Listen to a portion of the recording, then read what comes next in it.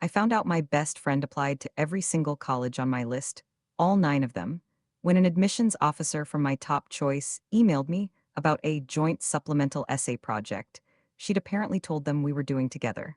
We were not doing anything together. Let me back up. Nadia and I have been best friends since freshman year.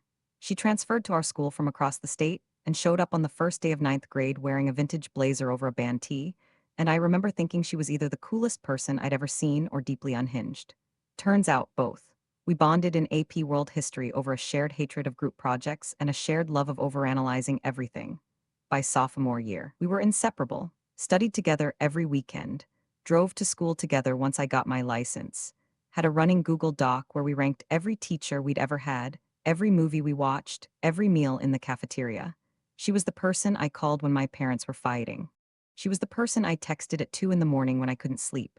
She was genuinely my other half. I don't say that lightly. I'm not someone who throws around words like soulmate for friendships, but Nadia was the closest thing. We were so in sync that our classmates joked we shared a brain. And honestly, for a while, I loved that. It felt safe. It felt like having someone who would always be in your corner, no matter what. The thing about Nadia, though, is that she was brilliant but deeply, painfully insecure. Not in an obvious way. She wasn't fishing for compliments or tearing herself down in front of people. It was quieter than that. She'd get this look whenever I got a grade higher than hers, this flash of something in her eyes before she smiled and said congratulations. She'd ask me what I was wearing to every event and then show up in something eerily similar. She kept a running tally of our GPAs and would casually mention hers whenever mine came up. I noticed these things, but I explained them away. That's what you do when you love someone, right? You give them the benefit of the doubt. You tell yourself it's not a competition. You tell yourself they're just motivated. You tell yourself that imitation is flattery. But looking back, there was a pattern, and I should have paid more attention to it. Junior year is when things started shifting. We both joined Model UN, and I ended up winning Best Delegate at our first conference. Nadia came in as an honorable mention. She didn't talk to me the entire car ride home. When I texted her that night, she left me on read for 6 hours and then responded with sorry, fell asleep. She hadn't fallen asleep. I could see her posting on her Finsta. In AP Lang, I got selected to represent our school at a regional writing competition. Nadia had also submitted and wasn't chosen. She told our friend group that the teacher picked me because I played the game better, whatever that meant. When I confronted her about it, she laughed and said she was joking. But there was that look again, that flash. By the middle of junior year, I started keeping certain things to myself. Not big things, just little wins. Little moments I didn't want to feel weird about. I stopped telling her when I got good feedback on essays.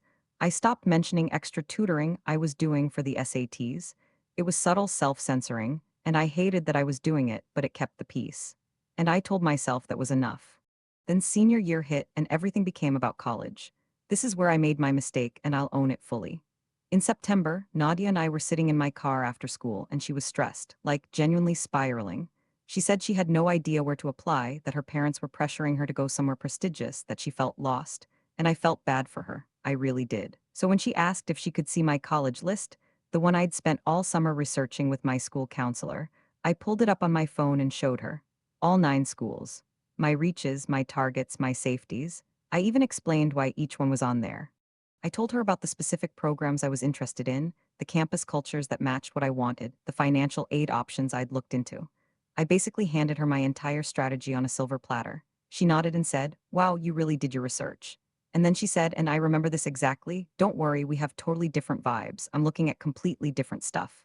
I believed her. Why wouldn't I? She was my best friend. 2 weeks later, I was at my counselor's office for a check-in, and Mrs. Reeves pulled up something on her screen and said, "Oh, I see you and Nadia are applying to a lot of the same schools. Have you two thought about how you'll handle that since you have similar profiles?" I blinked. I asked what she meant. She turned her monitor toward me and showed me Nadia's preliminary list. 9 schools. The exact same 9 schools. Not 8 of 9, not 7 with some overlap, all 9. In the same order I'd shown her.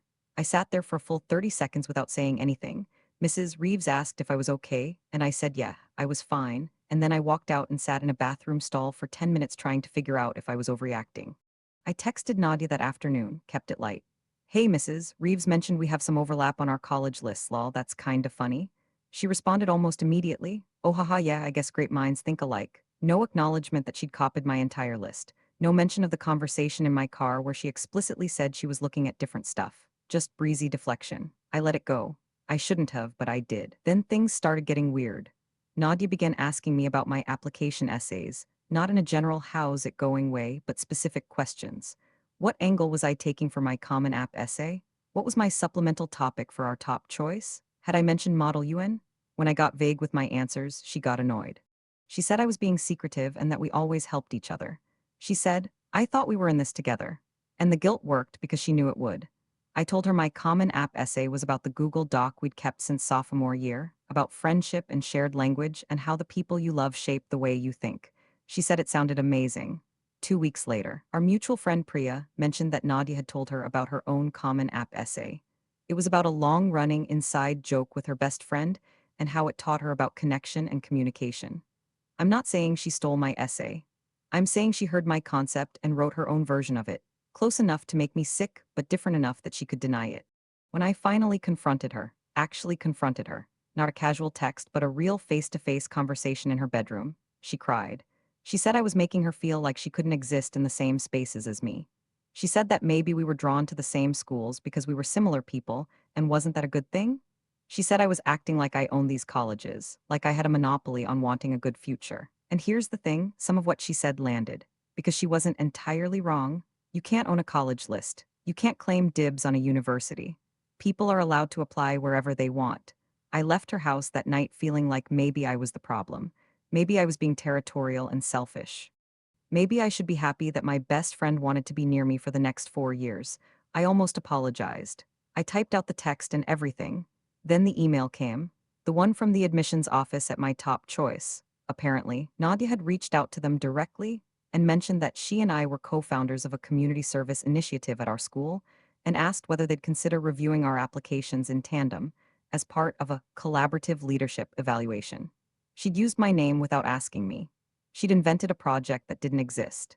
She'd essentially tried to attach her application to mine like a parasite on a host. I called her, she didn't answer. I called again. She picked up on the fourth try. I asked her what the hell she was doing, and she was quiet for a long time before she said, I just thought it would help both of us. But that wasn't true, and we both knew it. Her GPA was slightly lower than mine. Her extracurriculars were thinner. Her essay was a softer echo of my own concept. Linking our applications wouldn't help both of us, it would help her. And then she said the thing I can't stop thinking about. She said, quiet and shaky, almost a whisper, you don't know what it's like to always be the second best version of someone. And I realized that she hadn't just been copying me. She'd been drowning next to me for years, and I'd been so focused on my own life that I never really saw it. She wasn't scheming, she was desperate. She looked at me and saw everything she wanted to be, and the only strategy she had was to follow my exact footsteps and hope the path would hold her too. That doesn't make it okay, but it makes it something I can't just be angry about. I reported the fake email to the admissions office. I had to, I wasn't going to let a fabricated project sit on my record. They were understanding about it. I don't know if it affected Nadia's application there, and honestly, I don't want to know. We haven't really talked since. It's been about 6 weeks. She texted me once, a long paragraph at 3 in the morning that I read but didn't respond to. I've drafted a reply maybe 15 times. I don't know what to say because I'm holding two things at once. She violated my trust in a way that could have seriously messed up my future, and she did it because she's lost and scared and didn't know how else to keep up. I miss her every single day. I also don't know if I can ever trust her again. So tell me, was I wrong for reporting the email? Should I have handled the whole thing differently from the start? And do you think a friendship like this can ever come back from something like this, or is it just done? I genuinely don't know anymore.